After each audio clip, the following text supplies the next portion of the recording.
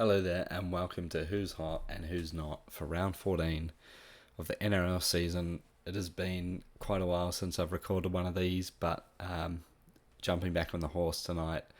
Sorry if my voice sounds a bit nasally, I'm a tad sick, so we'll crack straight in. And we're starting off with who's being sold. Not the most sold player. This is the bottom of the list. So we're starting with Jamie Humphreys, who's come down to 489k here. Break even of 63, so it feels like he's going to continue losing cash. And we can see here last week he scored a 22 in 69 minutes. I'm not too sure if he got hooked, but it's not looking great. But in terms of if I was a head-to-head player and I owned him, I'd definitely be jumping off. In terms of overall, he does play in round 15. He does also play in round 18. So his next buy is in round 19. And he's one that, once he bottoms out, people may start looking at. And looking at his average points here, if we take out his injured game, it does come out at 52. However, we got to remove the goals because of Latrell, and also the kick meter's probably not going to be in the 600s or 700s. So more realistic is probably like a 40-ish point average, maybe. Maybe something along the lines of this Tigers game here, but it's tricky because if I was an owner, I'd definitely probably be wanting to sell here because, it does seem like he's going to lose more money, but he's one where, if he starts scoring 40s from here on out, he's going to drop to maybe 450k, but then his price is going to start going back up after that. And if you already own him, you're going to want to keep him for these buy rounds, especially, or only if he's going to be one of your halves that you start in round 15 and 18. If you have two other halves, say Matt Burton and say Isaiah Katoa, and you wouldn't have space to start Humphreys anyway, then I'd probably be selling him. But if you need to start him for these two rounds, I'd be looking to hold, because even though his price is going to fluctuate down, the points are going to be very useful in these two rounds, I'd say. I'd go with that. Also, I should note in round 15 and 18, he should be kicking goals because Latrell won't be playing due to being out for Origin. So that's another thing to note. Billy Burns, so Teague Wilton is back for the Sharks now, which means Burns has been dropped out of the team. So I would be selling him. No doubt about that. Thomas Jenkins, he's been chugging along quite nicely and averaging 36, price at 34, break even of 32. So it's at a point where you can probably move him on when you feel like it. If you're an overall coach, he has a buy in round 15 and 18, so he's probably not much use to you anymore. In rounds 16 and 19, where you can only start 13 players, you're probably not going to be starting him. So yes, he's good cover.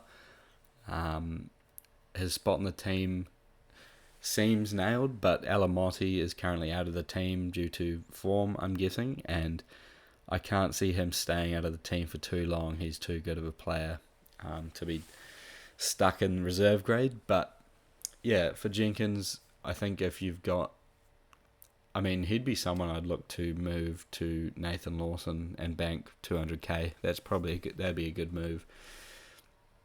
But you can definitely hold him one more week, and then when you get to round 15, you can target players that have been named to play in round 15 instead of going a week early. If you want to wait one more week on Lawson just to see how he goes again, to make sure he gets named next week, and then buy him next week, it might pay to do that. Also thinking the Panthers are playing a pretty weak Tigers squad, so Jenkins could be a guy that gets a couple tries this week as well on the wing. Although Casey McLean inside him, I don't know if that's going to happen. But yeah, that's probably what I'd say on him. AJ Brimson, he is touch and go to play this week. He needs to pass concussion protocols, I believe, and he should slot into the fullback role, moving Campbell to the halves. That is what I would be guessing. So I think with him, you would be waiting until the news on that, which I think we will get tomorrow night, as they play on Saturday. Let's see, Saturday 7:35. So yeah, Australian time 7:35 tomorrow. You'll find out. I would say, if he still remains after that cut, then I would guess that he's going to be playing, and I feel like I'd probably hold him. He goes pretty well at fullback, I think. He's played quite a few games there, 44.3 average, so yeah, it's pretty solid. They're playing the Broncos, who are not very good at the moment as well. But yeah, I mean, Brimson, if you were upgrading him to Campbell, if you were moving him, if you like the wing fullback half duel is really helpful, and he also will play in round 15 presumably. So if I was an overall coach, I'd definitely be looking to hold, because yeah, Broncos, he could, if he does play, he could score right, and then Manly without presumably Cherry Evans, maybe Trebojevic, it could be, he could get some decent scores. So I'd only move him on if I had a player that I desperately needed to get in, like Colin Matangi or Jaden Campbell or someone like that. So Payne Haas is being sold, and understandably so. He's just put up his second worst score of the season. But the key here that I'm looking at is the minutes. So 58 minutes backing up after Origin. Coming into this week, the Broncos desperately need a win. Payne Haas is their best player. If you put the maths equation together, I think he will be playing somewhere near his average minutes of 60, and we see that he's averaging 73 points in 60 minutes. And even though his break-even's 100, I just don't see the logic in selling a player that's going to, on average, score you a 73. So I would 99% tell you to hold Payne Haas. The only reason I'd be selling him is if his extra money funded you to strengthen your wider 17 in a way that maybe is going to win you a head-to-head matchup. I don't know. I think with Haas, you either had to sell him after round 11, or now we wait till round 15, where he won't play 15. He could potentially get rested in 16, as the game's in Perth. I'm not too sure when they play the Sharks, but what day that is. And then he won't play round 18 either, and he won't play round 20. So that's a guarantee if we forget about this game. 1, 2, 3. So he'll miss 3 of the next 6 games confirmed. And then, there's 2 games where he's going to be backing up. So yeah, Haas is a guy I'd be looking to hold this week, and then next week, he's definitely a candidate to be sold and then bought back in this game here, round 21 against Para. That would be my plan if I was doing it. Corey Horsburgh, he's another one where he could be missing a few games very soon. His scoring's been basically okay. He only played 40 minutes last week, which is a bit bizarre, but we know that can happen with the rotation of Canberra's forwards. This week, I don't know, I feel like we could just be in for a normal game. He'll score 50 and 50. So he's definitely not an urgent sell. Break even of 63, so he may lose a bit of cash. But he's another guy where I'd say, they've had a full week of rest. They're coming into the Rabbitohs. It's going to be a tough game. Canberra, still want to get as many wins as they can on the board here, even though because they're obviously doing so well. And then we come to round 15, and it seems like he may get called up for Origin. So then he would miss 15, 18, and 19, which would mean he would miss 3 of the next 5. So once again, I would say if you need to use Horsburgh to bring in a gun, another gun that's going to average you 55 or more points a week. So Campbell, Kolomatangi, someone that you've missed like that, then yes, make the move this week. Otherwise, I would be holding, starting Horsburgh, wouldn't be worried about that, and get to round 15, and then you can sell him. And that's most likely what I'll be doing with him. Sandon Smith, wow, I haven't thought about him for quite a while. I sold him back here when he scored that 75, so sort of deleted him from my mind after that because it really pissed me off. But he's on a bye this week, and with the impending return of Sam Walker, he may be the one to fall out of the team, but my bet would be on Hugo Savala being the one to drop out. But it's up in the air, no one really knows, but just the fact that Sandon's a bit more experienced, and Savala has been playing in the halfback role, which is the role that Sam Walker will be taking over. So he's a guy that, he's been fine to sell over the past month, and he's basically just been maintaining his price. And I think you can just, if there's no one that you want to buy this week, then you can definitely hold him and just use him as a looper. But I think it also depends if you're an overall player. If you're head to head, I'd be selling this week. Just get him out of there, bank some cash. But if you're overall, if you need him to start in your halves for round 15, I'd be holding on. But otherwise, he's one that you can just move on at your leisure, really. He's made his money. He's just going to score you between 35 and 45 a week, I'd say. He's still kicking goals, but I feel like when Sam Walker comes back, he will take over the goal kicking. But I'm not too sure, actually. So we'll just have to see on that. But yeah, that's my thoughts on him. Fogarty, well, he's named to play. If he does play is a different question. The calf injury is never good. It sounded like he wasn't doing much kicking, but look, if he plays, then he should be kicking, because Ethan Strange is not a noted kicker at all. And Fogarty's averaging 56 for the season. So that's keeper numbers, and if he misses one more week, yes, he's got a bye after that, but I think I would just be holding on, because you just don't want to sell keepers. And I don't think he's going to play Origin, although Cherry Evans may get dropped, but I just don't think Fogarty's going to be called up. And then importantly, he will play in this round 18, and could be one of your halves. So yeah, I'd be holding on. Most people will have half cover as well, so yeah, but I definitely wouldn't be looking to buy. I wouldn't be looking to buy at all. But yeah, in terms of selling, I would say hold. Mark Mwanganitawaze is now priced at 44. Wow, he's actually had a really good season. Break even to 51, coming off a low game, but as we can see, he's averaging almost one try a game, and I don't know, I think he's a really handy looper for this week. Wing fullback centre dual, you can move him around in your team and try and loop in the best players that you have playing this week.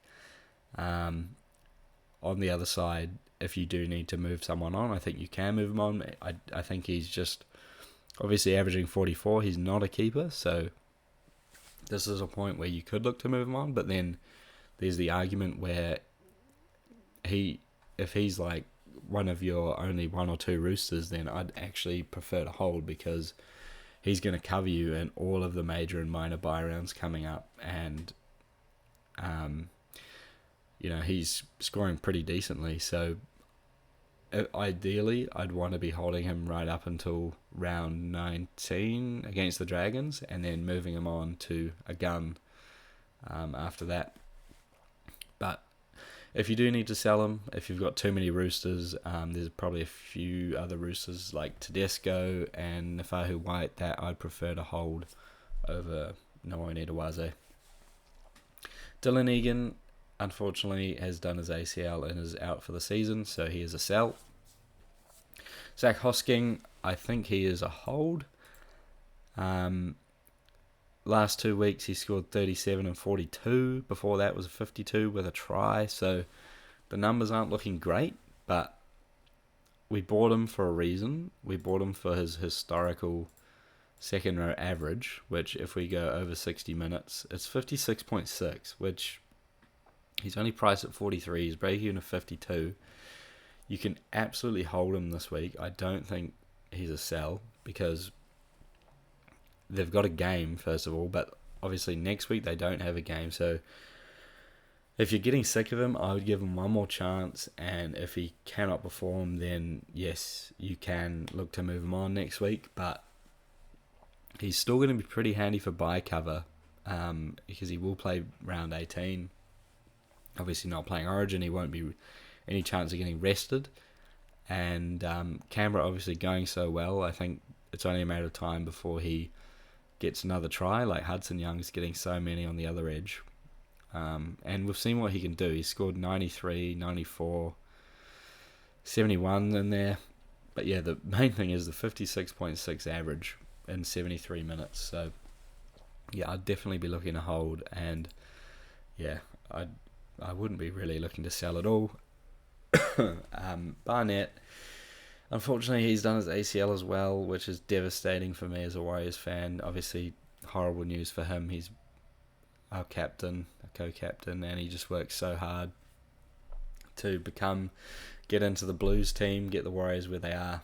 So really disappointed for him. But yeah, unfortunately, he's a sell in fantasy. And quick repercussions of that, I would say it solidifies Aaron Clark's role of the 55 to 60 minute lock, and I think he will be the top hooker for the rest of the year. And then it brings into question James Fisher-Harris and Jackson Ford. And I think with those two, probably good to just watch them this week, see how the rotation goes. The Warriors then have a bye in round 15, and then in round 16, maybe thinking about who's going to be the guy that we want to buy. There could be either Ford or Fisher-Harris could start putting up, proper keeper numbers. So I think this is a good week just to observe. Don't want to dive in too early because, yeah, Webby's a bit unknown with his rotation sometimes.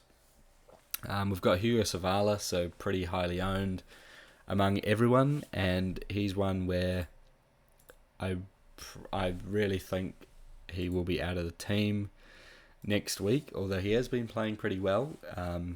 It seems pretty harsh, but I personally think he will be the one to make way for Sam Walker.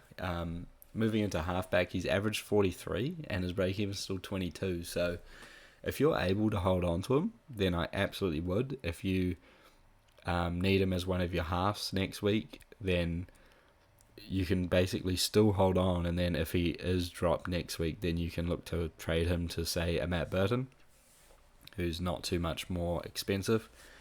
But then again, he's a guy that I'm looking at moving on this week in order to get Jaden Campbell in. So it just depends on what trade you're looking to make this week. He's obviously made a decent amount of money. He could make more if he keeps playing, but it's up in the air. And so another one where you can probably set some guys up in a loop, and if your loopers go well, you can just leave Savala in there, and you don't have to worry about trading in other players. But then if your loopers go badly, then you may want to move Savala on for a player that plays later and can score better than your looped out player. Katoga, he's been so good, and then just the 27 just puts a damper on things, and now his break-even is 41. He's priced at 40, but if we take out his interchange game, do this, he's still averaging 43, so he's still a guy that is far from an urgent sell. I think if you're happy to sell him and you have adequate centre cover, then I think he's fine to sell. Overall coaches, he won't play the next two major buy rounds, so that's another reason why, it's probably fine to sell him. But he's a guy that I'd once again say you can hold him for one more week, and then going into the buy, you can probably look to move him on. But it's just seems more beneficial to wait until next week so then you can actually see who is named for round 15 before you choose who you're trading to, because as we've already seen, going a week early on players for bye round coverage has just gone and down the toilet with injuries. So yeah, and I mean, three of the four past weeks he's scored over 55 or more. So yeah, I for me, I think I'm going to be looking to hold and probably start him, even though they are playing top of the table. But I don't think the Dogs are that good. We'll just have to see at the end of the season where they are on the ladder. Robert Toya.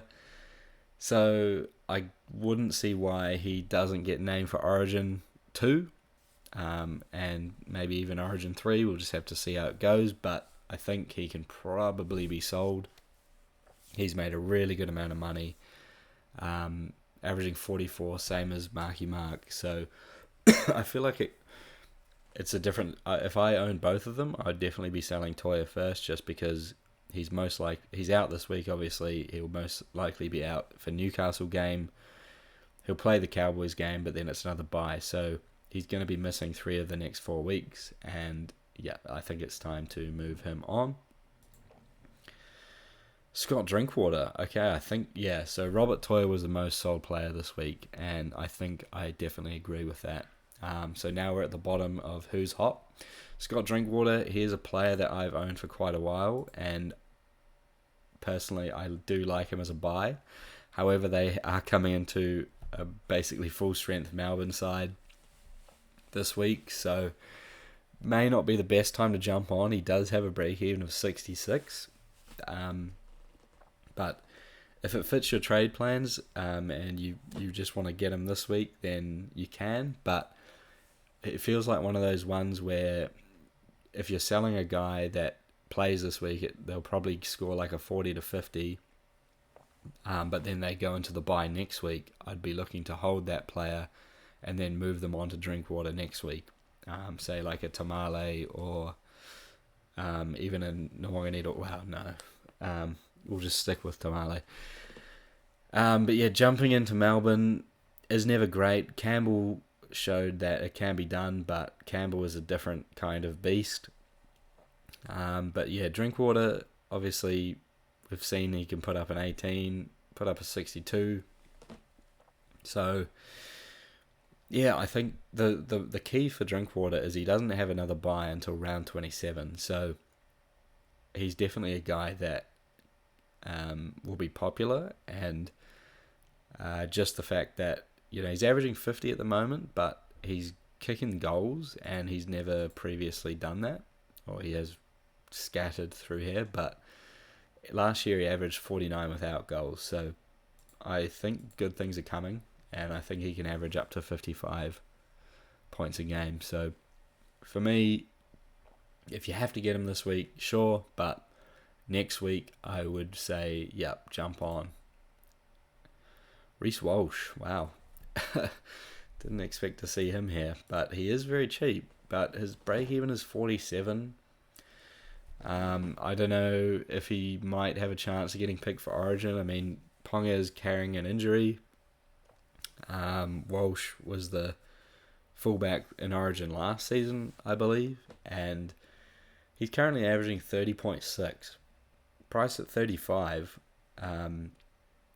Yeah, it's a tough one. I don't know if I'd really want to be diving straight into him here. He's coming off an injury. Obviously, the Broncos are going to be desperate. He won't be kicking goals because that'll be Reynolds. And breaking into 47, even if he comes out and scores a 50, are you really going to be happy? I don't know. If you're an overall coach, he's not playing next week. And then if we wait till next week, we'll actually see if he's in and around the Origin squad or not. Who knows? Because then he could also miss round 18 and round 20. So that would be a disaster. So yeah, I think for Walsh, I would be waiting a week just due to the break-even and the Origin doubt. Lehigh Hopewade, he's been on fire. Mainly, well, playing fullback, he's been consistently on fire, averaging 47. But by all means, Tom Trbojevic will be back at fullback next week, and we just have to take it that way, because as much as it seems like he's just going to keep breaking down, he probably will. This could be the point where he doesn't, and Lehigh moves back to the wing where he only averages 38. So even if we put in his last year's games, it's 39, but I'll take out this game. So 41 even. So priced at 40, I don't see it being worthwhile. It's good buy coverage. I can see that, but he's not a keeper. Even at fullback, I don't think he's a keeper. If we just do his fullback games from this season, it still only comes out at 47. And it feels like a guy that you're buying for buy coverage, but then you're going to have to sell him later. And with everyone getting so low in trades, I just don't feel like it's worth it. So I am going to recommend to not buy Lehigh. Ewan Aitken, I would recommend him as a buy, that's for sure. So he's played a few games this season at centre, a few at second row, but I'm presuming that from here on forward it should be second row only, and if we filter that in, it's 60.5 average, priced at 48, break-even of 36, and then if we look at last year, take out the injury game, it's 55.9, so there is some clear value here, and in a fairly decent Rabbitohs team, I think he is a very good buy. He plays in the next two major buy rounds. His next buy is round 19. And yeah, I really like him as a buy. I don't think he's an urgent buy. This is one where I'd be thinking, oh, would I want to do Horsburgh to Aitken here? But I think you can do that, but you can definitely also wait till next week to do it. But in that case, Horsburgh might have lost 20k, Aitken might have gained 20k, so it's just the risk of, okay, do I want to do this trade now and risk Aitken maybe getting injured, maybe moving to the centres, who knows. Just thinking the worst here, but Horsburgh could come out and get 60, Aitken could get a 45, and it's not much difference. And maybe there's another guy you want to pick up next week instead of Aitken, but he feels like a guy where he should average, I'm guessing, 52 to 55 points. I'd put that conservatively. So yeah, I can't see any reason why he's not a good buy this week. Josh Curran, I think this is a different story. So he came off a 78 at prop, but I believe he played in the second row. 60 tackles made, which is just a huge anomaly, but he's lining up at second row this week, and then next week Preston will be back, which means Preston and Kikau will be on the edges, moving Curran back into the prop rotation, where we can see, if we just filter down the minutes to under 70, he only averages 46 here, so that does include 26. I think maybe it would be better if we look at last year. So if we go at least 40 minutes under 70, we've got 46.3. And that's in 53.5 minutes. So even if we be nice, chuck it over 50 minutes. So we come out at 49 points in 59 minutes, which is probably about what he's going to get, maybe a little bit less minutes in that rotation. It's pretty stacked, their bench. They don't really...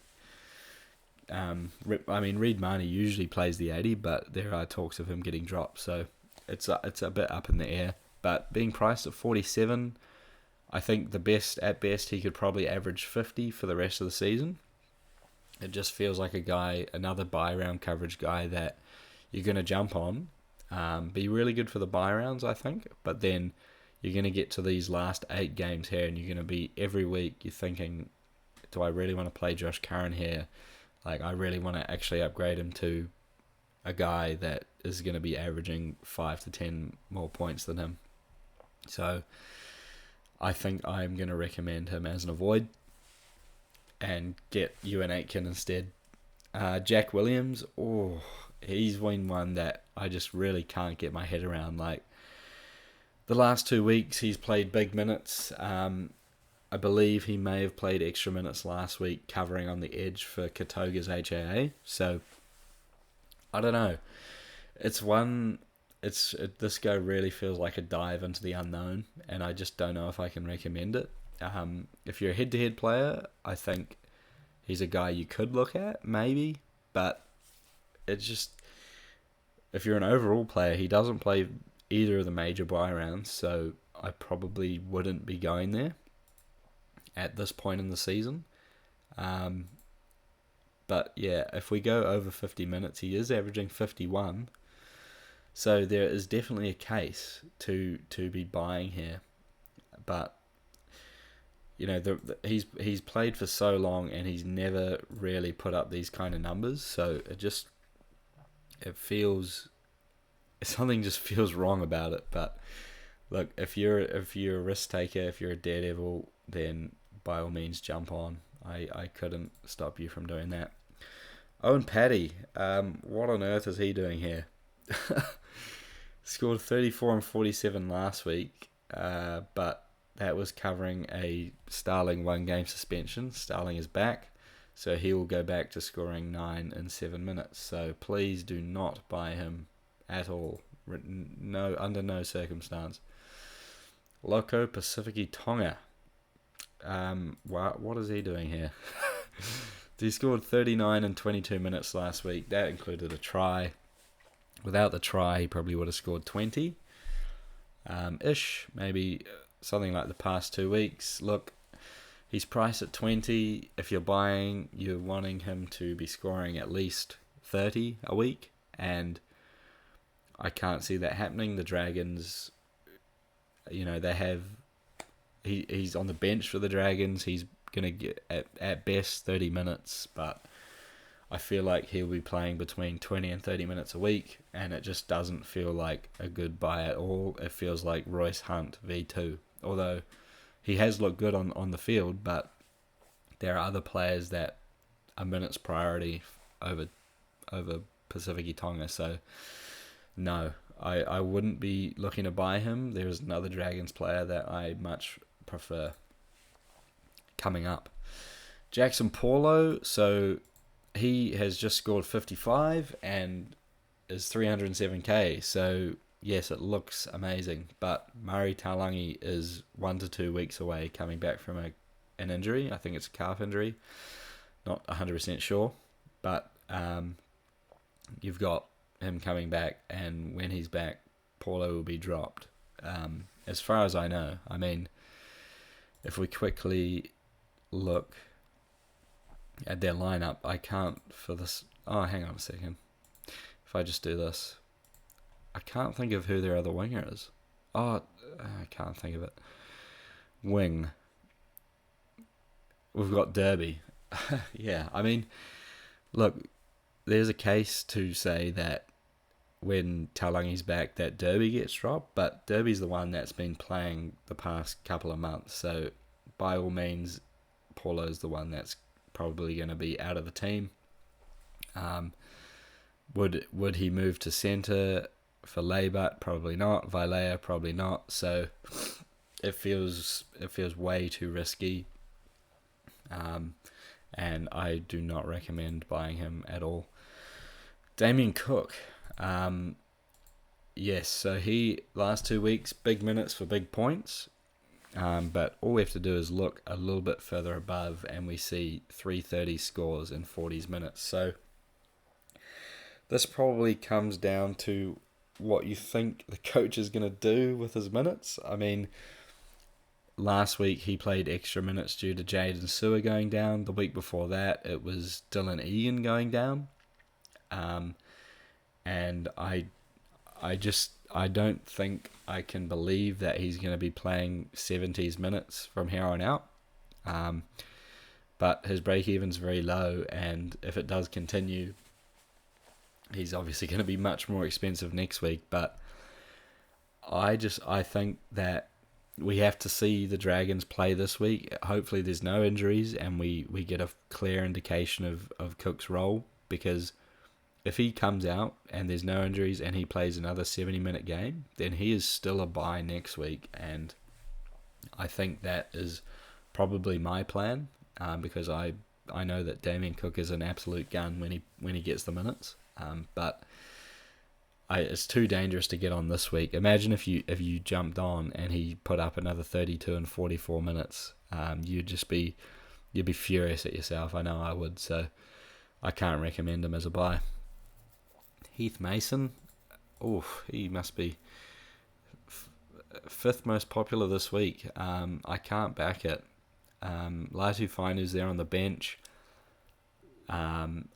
As far as I've heard, Fainu is seen as the next guy to come in and play halves. He's just coming off an injury, so maybe he's just going to play a few minutes here and there to get his fitness back, and then be starting next week or after the bye in round 16. It feels way too risky for me. Maybe if Heath Mason was 230k, not 323, then I'd be more open to it. But yeah, I don't think I can go there, unfortunately. If you think that Heath Mason can hold the spot, then yep, he's definitely a buy. But personally, I don't think he'll hold the spot, and I think it's too risky to be going into. Jaden Campbell, he's a guy that is he's a buy, an easy buy. Just whenever you can get him in, I would be getting him in.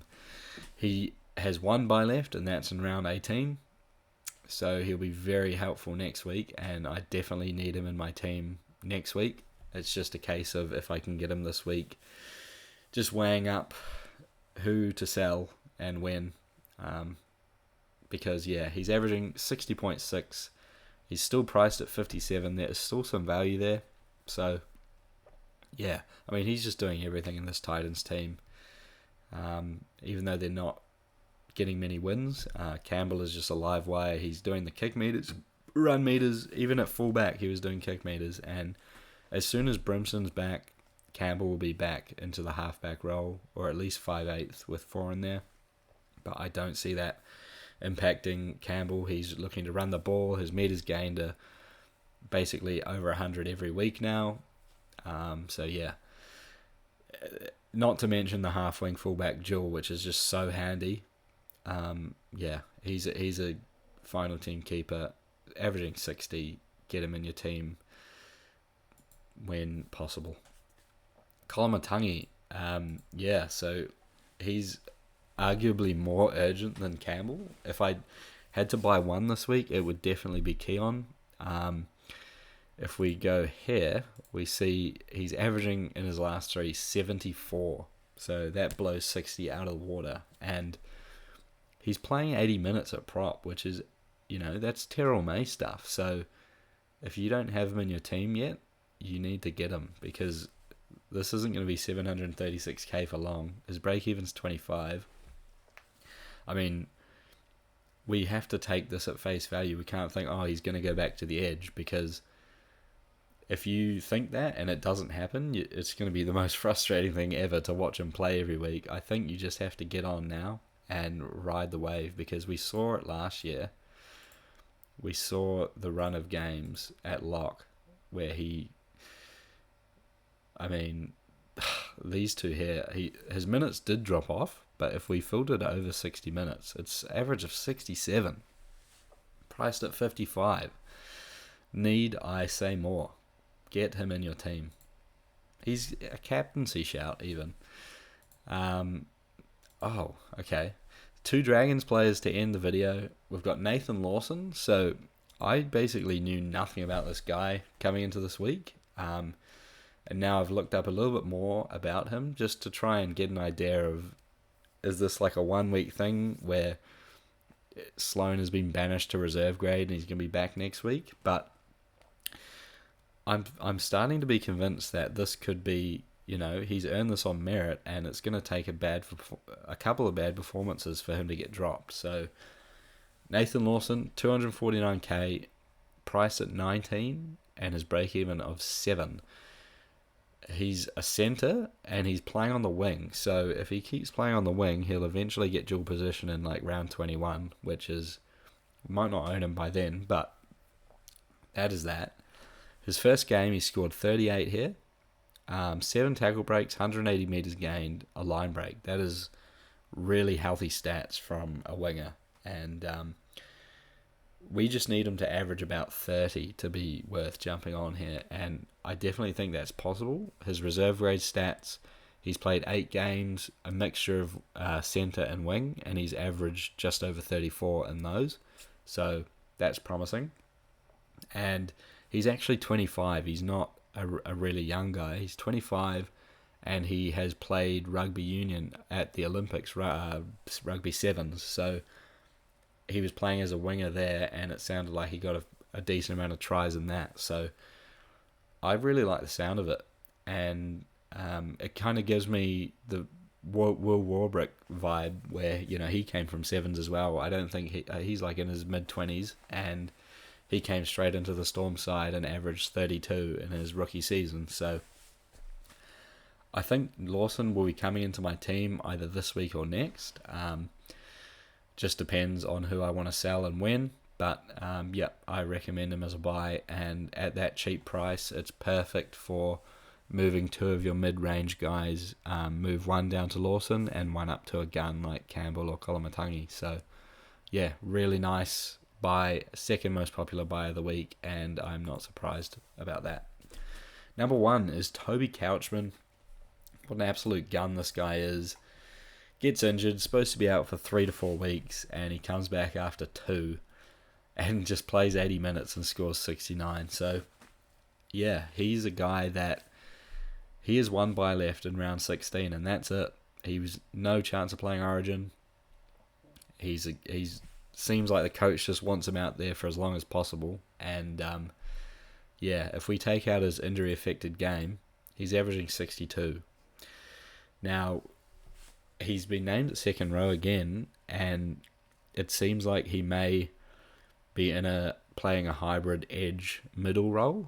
And last week, obviously, Jaden Sewer got injured early in the game, so Couchman definitely covered extra minutes there, but it's a case of what's his week-to-week role going to be? Is it going to be playing one half on the edge and then another 25 minutes in the middle? Something like that, who knows? But for me personally, with a break-in of 68, I want to sit back and watch it for 1 more week. Just like Damien Cook, I really want to just watch the whole I need to lock in for the Dragons game and just watch the whole thing and see what's going on there, because it seems like there's definitely buys in that team, but I think it's going to take 1 more week to work out exactly who it is. And even if he comes out and scores 68 again, his price isn't going to move. And next week is the week that we're really going to want him. That mid-edge duel, obviously really good, really handy. So yeah, I think I'm going to hold back and wait 1 more week. But if you're buying now, I can't blame you. But it's just the trade that I'd be doing to get him is probably Haas to Couchman, and I really feel like that exact trade can wait until next week, because I think Haas will outscore Couchman this week, and then yes, he may lose more money. Haas may lose more money, but you just never know. You never know if Couchman just plays you can't be 100% sure if he's going to play like a Dylan Egan role, where Dylan Egan was averaging about 50, and he actually doesn't continue the 62-point average. But yeah, I mean, I'm just thinking of the worst case scenario here, but yeah, he's going to be one I've got a very strong eye on, and I don't think I'll be jumping on this week. But yeah, if I see what I want to see, he'll be number 1 teleporting into my team next week. But yeah, we'll leave it there. League starts in a couple of hours for me. I'm very keen. I assume you are too. So yeah, enjoy that one. I will also, quick little note, for my own team, I will be captaining Terrell May. I've been thinking about captaining Cleary this week, because I don't know. I just May keeps scoring so well. I don't even know why I'd be thinking about it, but this game has a feel where Cleary could get a couple of tries, but I think I just need to control myself and captain Terrell May because he is just,